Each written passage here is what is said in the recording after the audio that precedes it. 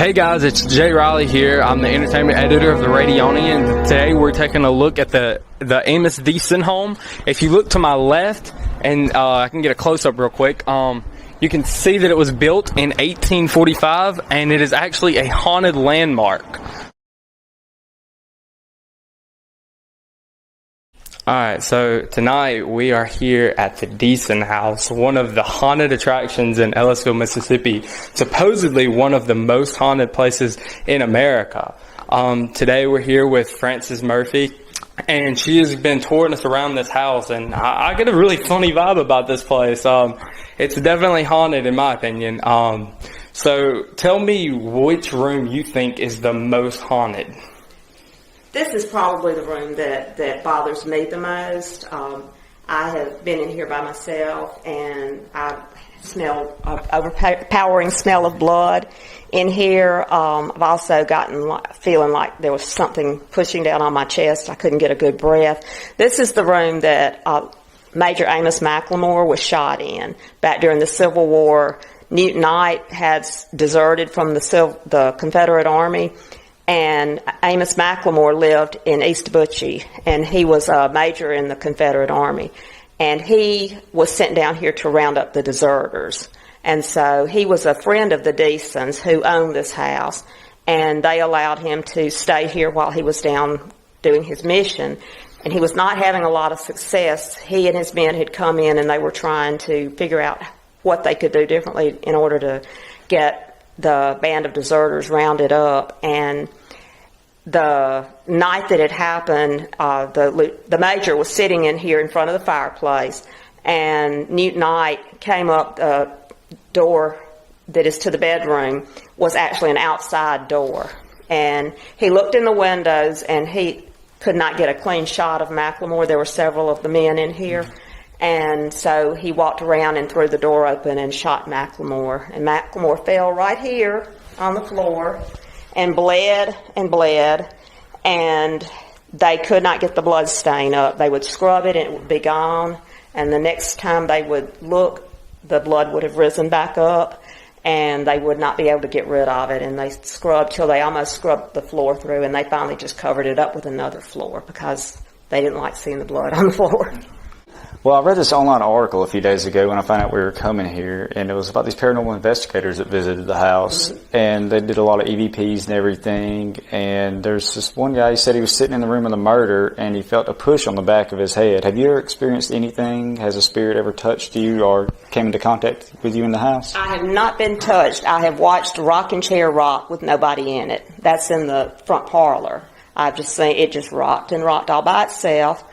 I have seen shadows, I've seen weird things, I've heard sounds, but I've never actually been touched. Now, a friend of mine has actually gotten scratched twice.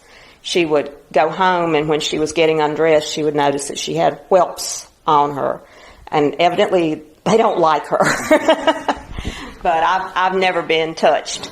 What do you think, we'll experience anything tonight? You just never know. You just never know. Well, for the sake of the viewers out here, we certainly hope so. Well, she's going to tour us around the house and show us the different rooms and the historical value of each of them. The house is owned by the Tallahassee chapter of the DAR, the Daughters of the American Revolution, and the ladies have done most of the work in here. And one day the ladies were scraping the walls to get down to the wood so that they could repaint. And they were just joking around, and one of them said, do you like what we're doing to your house? And she happened to be up on the scaffolding at the time, and she said she felt hands just grab her by the shoulders and shove her. She ended up on the floor with a very hurt back. So things do happen in this room. The rocking chair right behind you, I have myself witnessed that chair rocking all by itself. And my daughter was sitting in that chair, and she got pinched. So evidently that chair belongs to one of the spirits.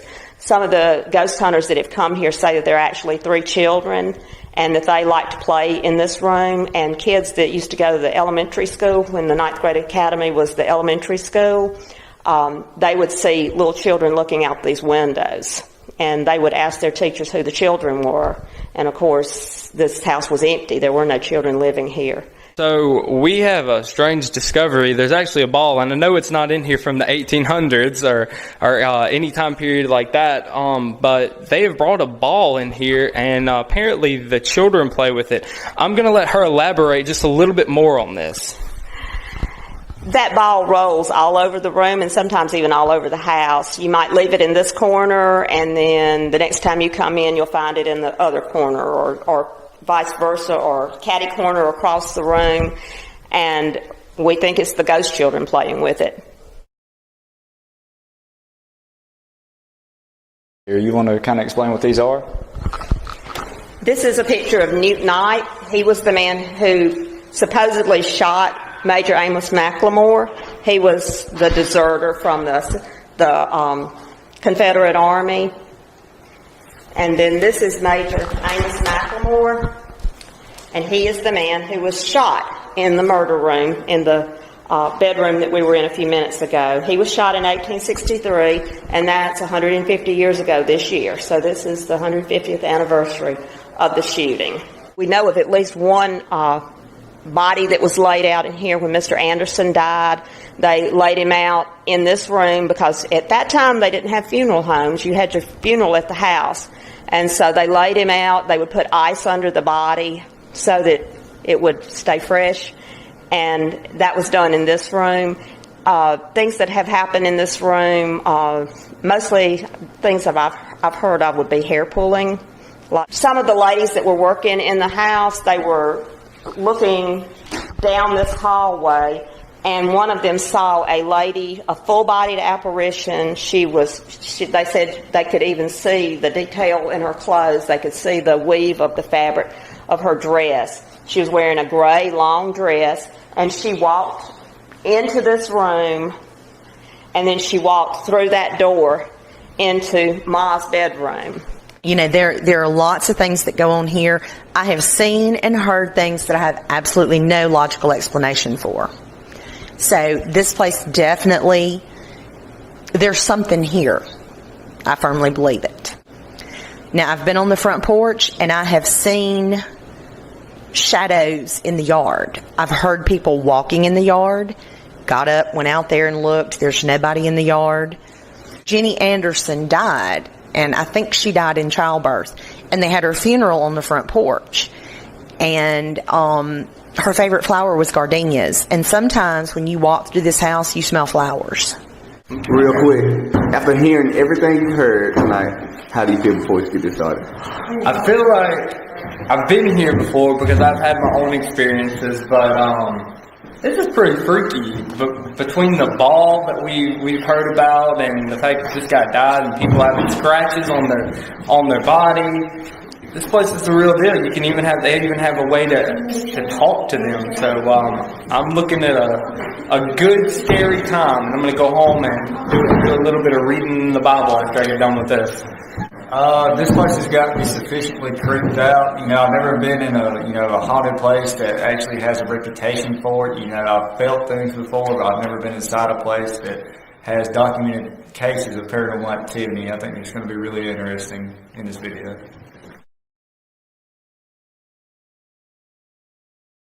Turn the flashlight on. Please.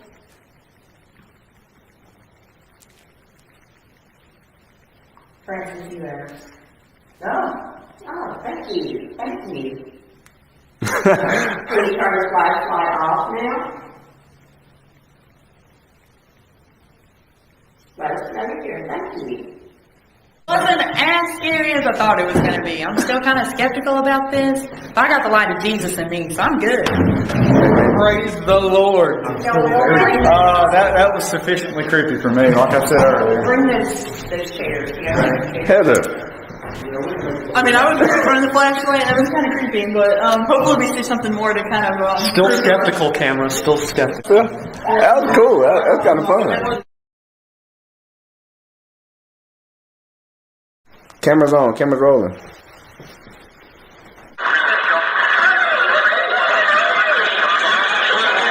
That's crazy.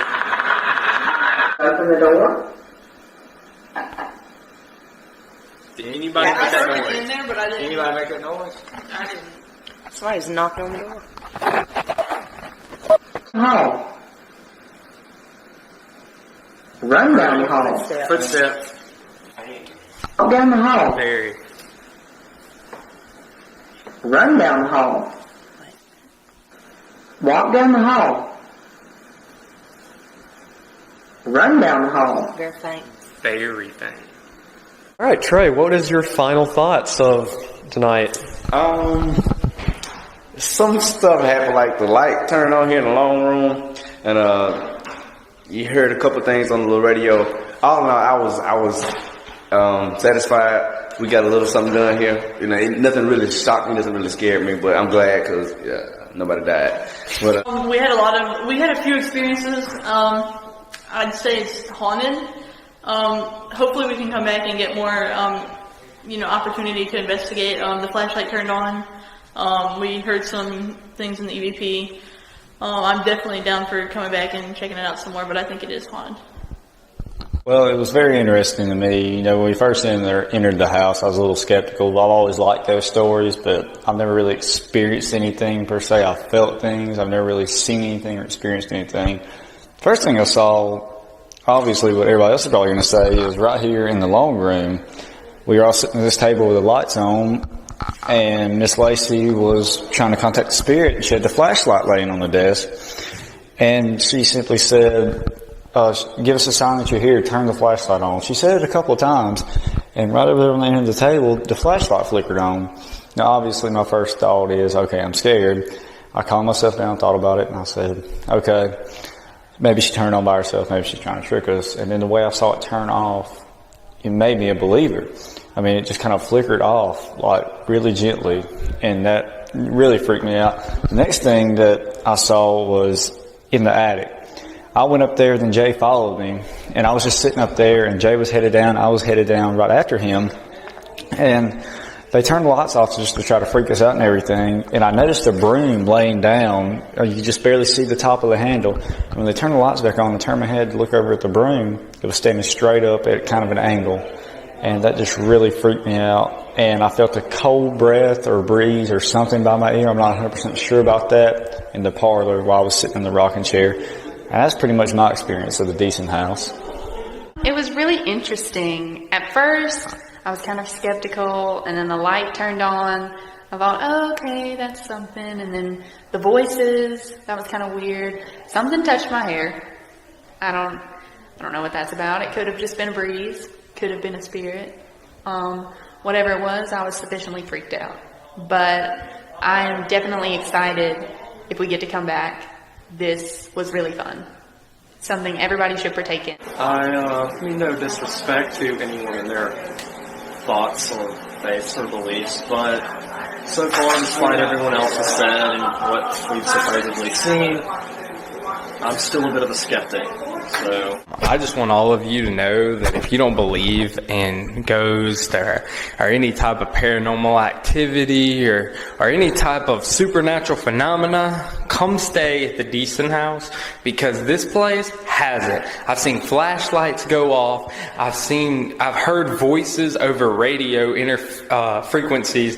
I've witnessed some real stuff. I even saw a little ball that they brought for these kids, supposed ghost kids, to play with. I've seen it move. I mean, this place is the real deal.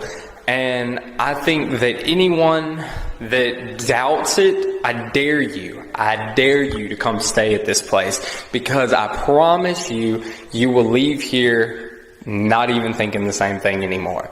Because I've had something touch my knee. I've had a lot of different things happen tonight. And I'm just going to tell you, it's awesome. And it'll make you not as scared to watch horror movies. And it'll also make you more inquisitive about the spiritual realm. We want all the junior college to come out the 26th, Saturday night the 26th, 6 to 11. We will be rocking and rolling.